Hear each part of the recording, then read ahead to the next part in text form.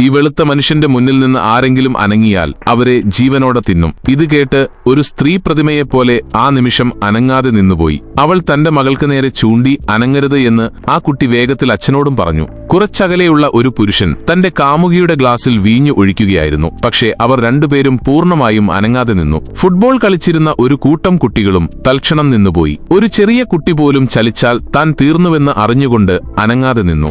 ആദ്യം ചലിക്കുന്നവർ അവന്റെ ഇരയാകും. അവൻ ആദ്യം ഒരു മനുഷ്യനെ നോക്കുന്നു, എന്നിട്ട് ഭയന്ന് വിറച്ചു നിൽക്കുന്ന സ്ത്രീക്ക് നേരെ പതിയെ തിരിയുന്നു. അവൻ കുറച്ചു നിമിഷം അവൾക്ക് മുന്നിൽ നിന്നു. ആരും അനങ്ങുന്നില്ലെന്ന് കണ്ടപ്പോൾ അവൻ മുന്നോട്ട് നടന്നു. അടുത്തതായി പ്രതിമയെപ്പോലെ നിൽക്കുന്ന നീണ്ട മുടിയുള്ള ഒരു മനുഷ്യന്റെ അടുത്തെത്തി. ആ വെളുത്ത മനുഷ്യൻ അവനെ സൂക്ഷിച്ചു നോക്കി തിരിഞ്ഞു നടക്കാൻ തയ്യാറെടുക്കുകയായിരുന്നു. പക്ഷേ അപ്പോൾ ആ മനുഷ്യന്റെ കണ്ണിനടുത്ത് ഒരു ഈച്ച വന്നിരുന്നു. അവന് സ്വയം നിയന്ത്രിക്കാൻ കഴിഞ്ഞില്ല. നേരിയ തോതിൽ ഒന്നനങ്ങി. ആ ചെറിയ ചലനം മതിയായിരുന്നു. വെളുത്ത മനുഷ്യൻ അത് ശ്രദ്ധിക്കുകയും ദേഷ്യത്തോടെ അവന്റെ കഴുത്തിൽ പിടിച്ച് എല്ലാവരുടെയും മുന്നിൽ വെച്ച് അവനെ ജീവനോടെ തിന്നുകയും ചെയ്തു. ഇത് കണ്ട ആ സ്ത്രീ തന്റെ ഭർത്താവിനെയും മകളെയും പിടിച്ച് ജീവനു വേണ്ടി പാഞ്ഞു. ഈ ലോകത്ത് നീ ചലിക്കുന്ന നിമിഷം നീ മരിക്കും.